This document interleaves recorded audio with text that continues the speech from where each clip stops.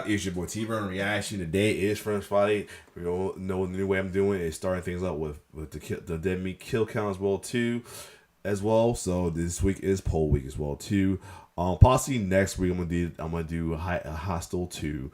But anyway, this week Pixel, I realized I forgot to do the loser poll last time, and it was like a tie between two pairs.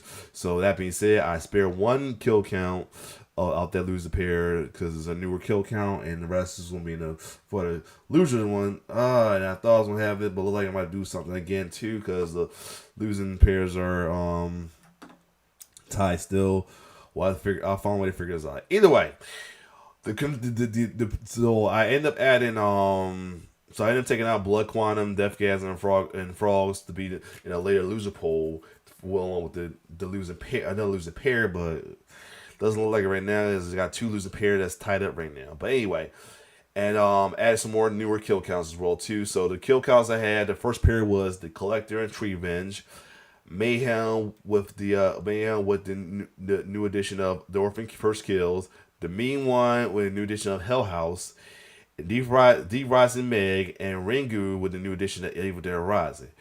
With Landslide Victory, when the pairs is Collector and Treevenge.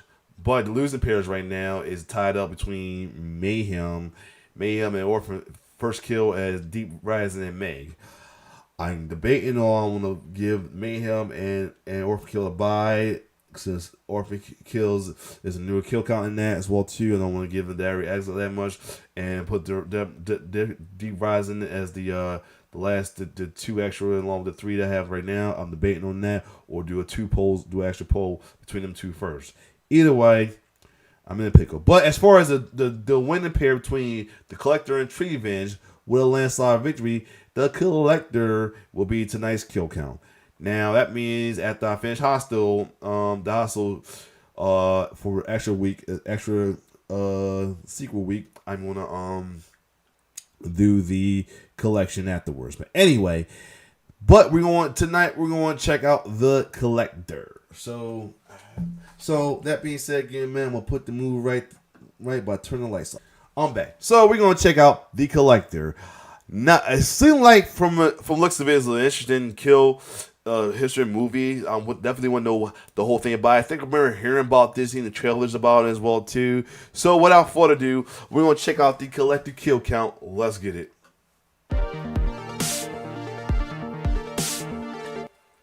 Welcome to the Kill Count, where we tally the victims in all our favorite horror movies. I'm Zoran, the mic to James's Joel Gavoyich, and today we're starting a new franchise, if ever so brief, with The Collector, released in 2009. The Collector is a torture-porny home invasion romp that pits a burglar against a booby-trapping serial killer. It's commonly described as Home Alone meets Saw, and that description's more fitting than you might realize. Oh, shit. Originally titled The Midnight Man, the script was shopped around as a potential Jigsaw origin story. It would be John Kramer as a young child exposed to this extreme sort of thing, and then it would come out of him later in life. That, of course, it was squashed very quickly. It did, however, land them writing gigs for Saw 4, 5, 6, and 3D. The Collector was directed by Marcus Dunstan and filmed on 16mm, which explains its slightly noisy, low-resolution picture. Production lasted a mere 19 days and took place in Shreveport, Louisiana, the self-proclaimed Hollywood on the Bayou, due to its numerous film-related tax cuts. It also utilized a lot of crew from Melton and Dunstan's Project Greenlight winning Feast series. This movie is very much of its time. It's got that gritty, grungy tone that a lot of torture porn movies had, with plenty of blood, boobs, and over-processed color correction to boot. This was just made to be a great American horror movie. And honestly, I find it charming. And if you can ignore the underlying illogic and muddled motivations of its titular character, you'll also have a good time. Oh, and it also helps that it has a likable main character and plenty of truly memorable death scenes. How many mutilations will this murderous McAllister collect for the count? Let's find out and get to the kills. Oh, we're going straight to it. The movie begins under a very blue moon, but Larry Wharton isn't with the bang, standing with the bang, alone with the as his bang. iPod silhouette of a wife, Jenna, gets frisky and wants some love of her own. Their sauced-up smushing is interrupted by a mystery box. Oh God, what's in the box? What's in the box? Oh, I guess it's just a title card. And it also looks like someone saw the opening to Seven and then, did a line of cocaine in the editing room. Calm down. Another family, the Chases, are currently moving into their new home. Hope they hired a Leatherface exterminator, since this is the same Louisiana mansion used in Texas Chainsaw Massacre 3D, starring Alexandra Dadai Don't Trust Her Demon Eyes. Rio. The Chase family is headed by wealthy jewel broker Michael. Ooh, nice card. What is that, bone? And here's his Botox bumpin' wife Victoria. Their kids are young Hannah and rebellious teenage daughter Jill, whose relationship with her mother can be summed up in one perfect line delivery. Her mom also has a surly view of Curly Sue, who looks like she wants to curly screw this contractor Arkin O'Brien, played by Josh Stewart. Stewart's probably best known for his roles in shows like Criminal Minds and The Punisher, while horror fans might recognize him from Insidious 4, The Last Key. Arkin's a good worker, as well as a cool customer, staying calm and collected when he finds out there's more than one kind of wasp living here. Hey, there's a wasp nest over there. Thumbs up, mysterious exterminator! After a little fish porn for the cats in the audience, Oh yeah, you like that, Lucy? we join Hannah Chase at a tea party where Arkin prevents her superhero origin. He's got a soft spot for Hannah, since he's got a daughter her age at home. Or at the bowling alley? I wonder if she's outgrown bumpers on her bed. Arkin tries to be a good dad to Cindy, even if he gives gifts in the creepiest way possible. I've got someone who wants to meet you. Who?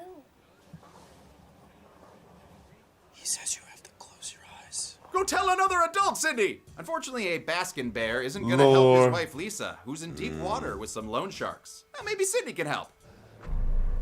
The hell was that? Is she evil? Lisa's played by Daniela Alonso, last seen on the Kill Count. Oh, yeah, I want to too. She's They got herself spear in the busy to come up eye. with the money she needs. Well, with no Squid Game to bail him out, Arkin decides to take advantage of the upcoming Wait, is he on Squid Games? Chevy Chase family vacation and rob their asses. While Arkin's day job is fixing houses, the real moneymaker is breaking into them. He's been casing the Chases Joe Pesci style, since this Chase bank includes one of Papa Michael's jewels. Wait, does that have Dino DNA? He walks through all the colors in the cleavage Crayola rainbow and endures a failed vertigo shot to meet up with his crime boss, Roy. Roy the crime boss. That's Oh, his name. yeah. Arkin's hasty heist lands him in the hot seat with Marcellus Morpheus, but he uses Marcellus his criminal Morpheus. mind to win Roy over. 40, you take it or leave it. I guess I'll see you later tonight then. Just don't shoot his daughter Janice and you'll be okay. Arkin drives to the Chase house set to a score that sounds a lot like someone using a bike pump. Right, I it hope do that's a sound bike good. pump. I swear, this kind of thing is in my bag, baby. On his way to the very White House, Arkin nearly becomes chow for a chain-chomping canine in the backyard. Ah, that's new. Oh well, he breaks in and takes a very casual burglar stroll. Oh, it's a nice place you got here. Sconces. Oh, is that crown molding? Nice. After some more fish porn shots. Oh, you like that, Phantom? Huh? Or you know, my real He dad. gets down to business, but defeats no Huns. Instead, safe-cracking his way through the looking glass until he hears someone coming home early. All set to the opening notes of Korn's Dead Bodies Everywhere. That song choice helps Oh, clue us in that this thanks, huh? isn't the Chase family making a parasite pit stop. Ooh, looks like someone double-booked this Airbnb. How awkward. Here we go. Finding a handy person you can trust is a real headache. Who has time to perform due diligent interviews and cross-check endless references? That's why you should call Roy. Roy has been Roy. pairing affluent families with contractors for years. His crack team of one guy named Arkin can fix anything. Windows, doors, or your daughter's abandonment issues. Thank you for coming, Mr. Arkin. So come on down to the alley behind Jiggle Saw's strip club Jesus and see Christ. Roy Jiggle today. Saws. Roy's. We definitely won't rob you. Arkin Lord. plays a brief game of 12 minutes before discovering his way out is super locked. No, your finger's not gonna work, dude. You're not Keyface. He tries for the safe again, but here's a hootin' and a hollerin' somewhere in the house. That's when Michael bursts in looking like he should have used a bib for barbecue night. He spots Arkin and assumes he's responsible. Michael then goes for a golf club, but sets off a rude Goldberg machine that injects the editor with Jolt Cola and yanks Michael into the hall. Come here! It's not quite a kill yet. The Ooh. collector has other things in mind. Arkin tries to call the cops, but gets an Elm Street ear piercing for his trouble. Ooh, I'm your boyfriend now, Arkin. Ooh. He discovers the windows have been boarded up, and not with your grandpappy's planks. These are highly engineered Anakin finger what the peelers. hell? Arkin manages to keep his cool and his hand. But no Luke. Skywalker? No! Another lap around the house reveals even more home improvements. Damn, I love that shot. And it looks like Whoa. Bob Keela's overhauled everything from the scissors to the chandelier. He's even Holy loaded up the shit. dining room with just all the bear Holy tracks. Just shit. all of them. Yes, I'm calling on behalf of a Mr. Collector. He's looking for like 50 to 100 bear tracks. Whoa. Oh no, it's not for murder. It's for What the hell? Yogi Bear. How the- I guess it must. This happened like I guess That's must happen in between the time he left. Must happen in between the time he left and came back. What the hell? That officer wants to talk to me. This whole sequence is a great display of Arkin's awareness and stealth, as well as setting up some Acme agony for later. But I still need to take a moment to ask politely, what the fuck? How did one man set Exactly. all this up in a single day? I did not see a U-Haul truck out front. Nothing. Everything Sears has to offer. They rigged up a golf club so it would lift the guy in the air and then throw him onto the ground. What? How? Why? Why does any of this make sense at all? I don't understand. Right. What? Oh. I needed that. Arkin manages to get down to the basement God. where he's jiggity jump scared by a deleted Saw scene. Seriously, looks exactly the same as a Saw movie. A mauled up Michael won't stop screaming, so it's best to use a gentle touch, Arkin. Shut the fuck up. Calmed by his patient explanation, Michael reveals he keeps a gun in the house. Arkin also finds Victoria in the next room, having some me time and trying out her 2B cosplay. I'd say that's a bit of a near-miss automata. She tells Arkin not to rescue me, but instead look for Hannah, who is hiding somewhere in the house. She then engages in a little cloak and dagger screaming to allow Arkin to slip upstairs. The Collector doesn't want this house party getting a noise complaint, so he threatens Victoria with a little tongue twister to keep her quiet, then moves on to playing Reservoir Dogs with Michael, allowing Arkin to get to the upstairs bedroom. The gun is in the safe he had been trying to break into, but since Michael gave him the combination, he can steal 2 birds and 1 precious stone. However, the gun is less than worthless, since the Collector's already collected the bullets. Damn. His attention is drawn to a thumping in the closet where he finds the puppet trunk from the opening. Fats, is that you? Nope, it's that guy. I'm sorry, who are you? Larry Horton. Oh, Larry! The guy from earlier. From the opening. Larry explains that his tormentor is a collector of people. He chooses one person to keep alive while killing the rest of the household. So he killed And the apparently wife. He's brought Larry along with him as bait. So I guess they're bait to collect another person. So will the new collected person then be the bait? Or what? You know, none of this makes sense. In any case, Larry's survival confirms that his wife Jenna's randy Damn. ass was killed off screen. And yes, James said it counts. Larry can't stay cool as a cucumber, so Arkin stuffs him back in the boo box to quiet him down. The boom Not box. the boo box. Oh, say hi to Pirate Glenn Close for me. In the bedroom, Arkin narrowly avoids going from wet bandit to For those of you who don't know what he means, if you watch Hook, the parent that got sent to Boo Box, it was really Glenn Close. It was Glenn Close dressed as a man. Portrayed as a man. Took me years to find that out. I'm like, wait a minute, when was Glenn Close on Hook? And looked it up, found out that she was the pirate that got put into the boombox. Wow. With the beard and everything. Wow. Yeah. Sticky Bandit. The Chase family cat's not so lucky. Oh man, you got your cat in my peanut butter. Oh. No, I don't want that peanut butter. The extra sticky Acme acid glue destroys Arkin's chucks, but he's able to free the feline. But then it's bisected by Oh! I don't care. It's a cat. That is, you know, I said, that was fucked up. That was fucked up. That was fucked up. Damn. The Collector comes upstairs, but chalks the fuss up to the cat, and Arkin avoids detection with his pillow impression. Oh, pillow, put your face on me. Arkin sneaks back down to the basement, where he finds Michael's become a more slender man, having been gutted by the Collector. Ooh, Officer Sutton's gonna be pissed. Okay. So this is my new thing doing this now. Wait a minute. This is my new things doing it. Let me see if is there. Pause real quick. Let me see if there an uncut version of this. All right, here we go. Ooh. That cat one was kind of brutal. Ooh, the cat death was brutal. Damn. That's all I'm gonna say about that. All right. That's the Michael's death. Damn. All right. Let me back up before I actually see another one. Anyway, damn. That's my new thing with censoring certain ones. If they don't have like a count the day or kill count of all two, I won't do as or Carnage count one or maybe it did. Either way, I'm not gonna make this a deluxe. Count. I'm not gonna make this a count the deluxe. Yeah, if it's not like Carnage count or anything like that, Death Censor no, because I did Carnage count. Oh well, fuck it. Anyway, let's keep going. Sorry, wrong pause button. Pissed. Arkin keeps his discovery from Victoria as he lockpicks her free, but a pesky puddle on their way out alerts her to the truth. Arkin's unable to keep her quiet, and her panicked escape is cut short by a Toby Hooper brand flashbulb. What? Why? How? Victoria takes some brutal gut stabs before tumbling down the basement stairs. Arkin sneaks away as she's dragged into the backroom bathroom, where the Collector starts sewing her goddamn mouth shut and recording it for posterity? Ugh. It is some particularly mean-spirited brutality, which gives Arkin a crisis of conscience. Listen to me. I told you to stick with me.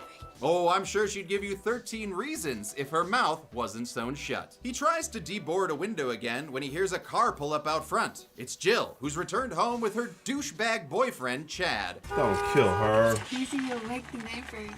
Their horny honking gets the attention of the Collector. But seriously, what is honking the horn? I mean, is it your erection? Is that why they call you Hanging Chad? Stop, Zoran. Congrats, but you still suck. The Collector unlocks the back door, allowing the lovebirds to enter and Mr. Magoo their way around several traps. They make it to the kitchen unscathed and undressed, so the Collector settles in to enjoy Jill's Twin Peaks. How do you organically work people having a relationship into the middle of an intense situation? Well, in this one, I think we've figured a way to not make it seem like a necessity, but orchestrate something that pushes beyond. Dude, just say you wanted boobs in your movie.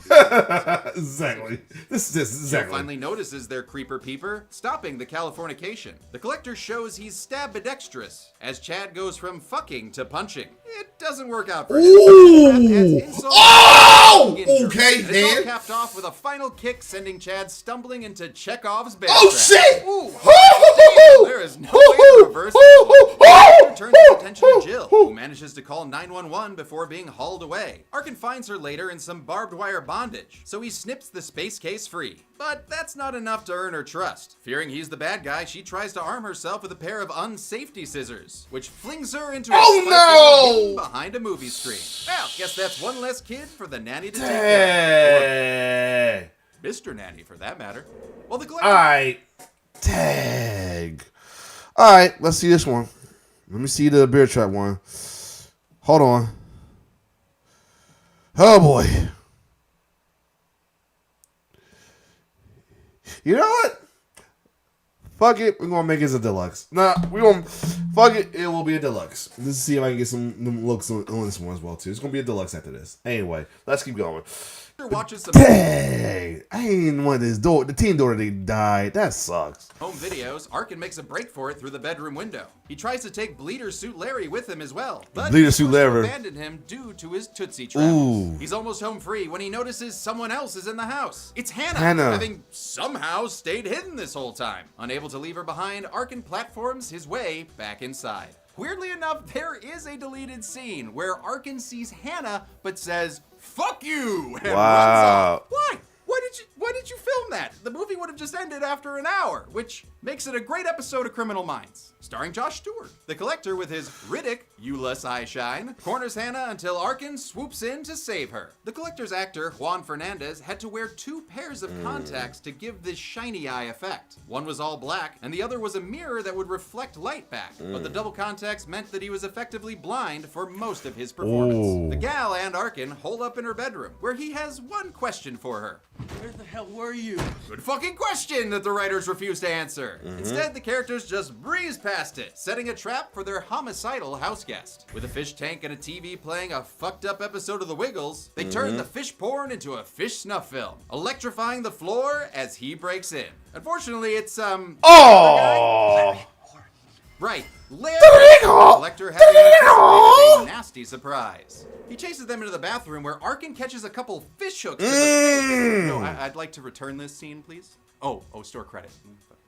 He sends Not Newt down a chute into the basement, but is unable to follow before the Collector breaks in. After a short tussle, Arkin makes like Casey Becker and rips off his mask. Also like Casey, he seems to recognize his attacker, but he gets knocked out before the audience can see. A completely pointless lightning strike wastes 1.21 gigabucks of the budget before giving us a nice reminder of who was killed. It also allows us to add Victoria to the count, and she's bled out after the Collector left her in stitches. Will someone inform Goodwin Stanhope of his wife's passing? That is, unless he's too busy having sex with Juliet. Arkin wakes up mid-Cenobite transformation, hooked on and peeling. Yikes. It's a harrowing situation, but Arkin gains purpose when he spots Hannah in his old hiding spot.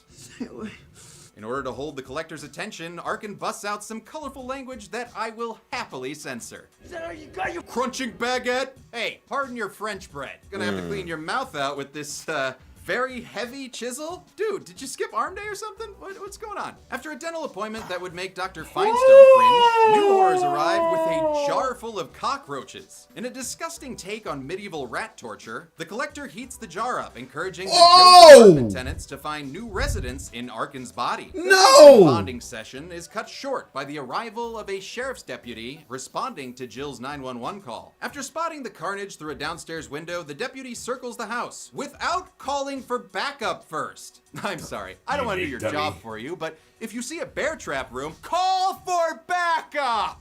Officer One Man Army spots the Collector in the backyard and now calls for backup before being disarmed and demoted by a bad good boy who is coming from an angle that doesn't make sense. Well, whatever. It doesn't matter because the Collector finishes him off with a Harry Tasker special.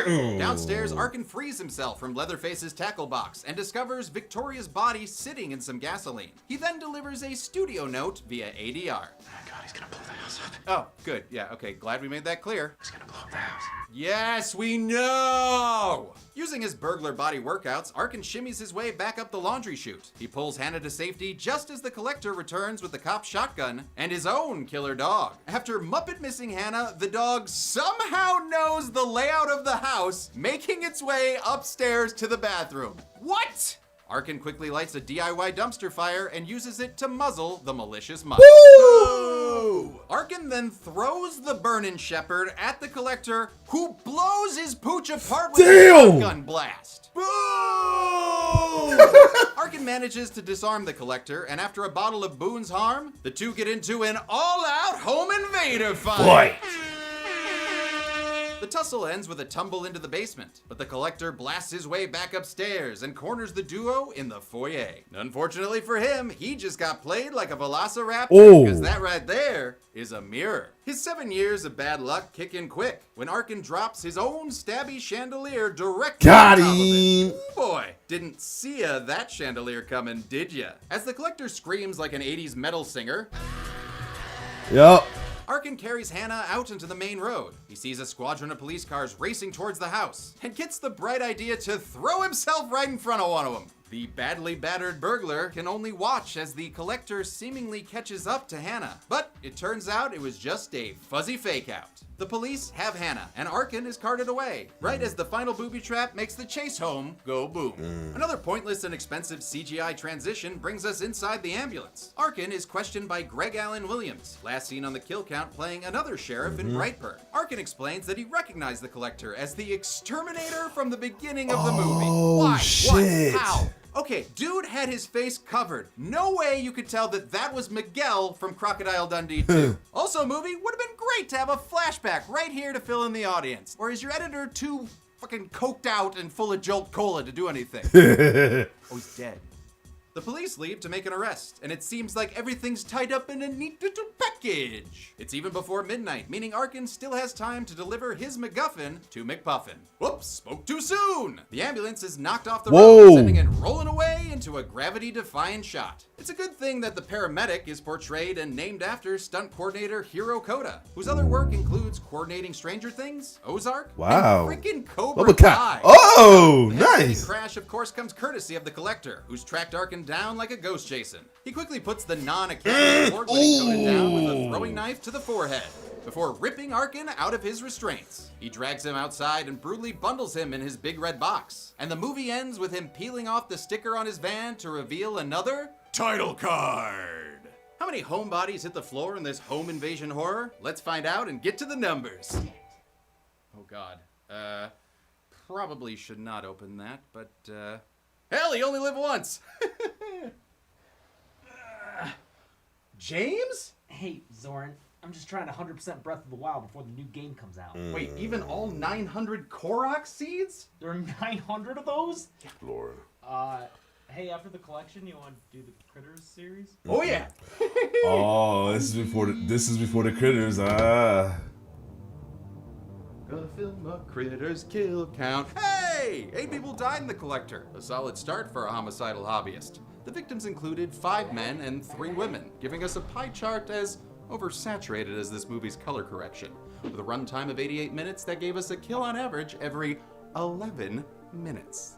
I'll give the golden chainsaw for coolest kill to Not So Rad Chad. Jill's I was figured pretty that. eye-popping as well. But when else have Oh, you I gotten really to gotta see see this. someone chewed up by a load of bear traps? Ranger Smith, take notes. Dull Machete for lamest kill goes to Jenna's completely off-screen demise. I mean, maybe she got away, but hey, James said it's cool to count it, so yay! And that's it. The Collector was released in 2009 and made more than 3 times its $3 million budget. That kind of profit led to a bigger budget sequel, The Collection, which I will cover next week. Until then, I'm a man who cries every time Andrew Garfield catches MJ in No Way Home, and this has been The Kill Count. Hey, thanks for watching The Collector. That's a movie that boy. it seems like I might not have liked it, but I really did. I honestly think it's a very fun movie. I enjoy your movie very much, Mr. Collector. Thank you very much. Please don't hurt me. Thank you so much. If you guys are Patreon subscribers, we're doing a Dead Meat Team takeover of the Patreon for the next month or so. So you'll get to hear. All right, cool. So there you have it. So that being said, I'm gonna make this a deluxe. So, because I'm curious to kills. So that being said, if you like my reaction, like, share, subscribe on my YouTube channel. It's your boy T-Bear signing off. If you decided to join my membership to see the deluxe, my reaction to the Carnage count, kill count, then stay tuned. Anyway, it's your boy T-Bear signing off. One love.